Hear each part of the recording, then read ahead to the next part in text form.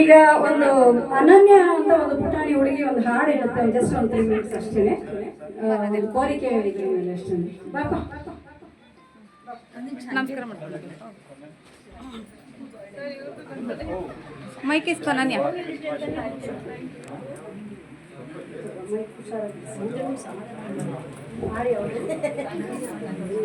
ಅದಲ್ಲ ಹೇಳು, ಮೈಕಲ್ಲಿ ಹೇಳು, ಮೈಕಲ್ಲಿ ಹೇಳು, ಮೈಕಲ್ಲಿ ಹೇಳು. ಸಂಪಿಗೆ ಮರದ ಹೇಳು, ಸಂಪಿಗೆ ಮರದ ಹೇಳು.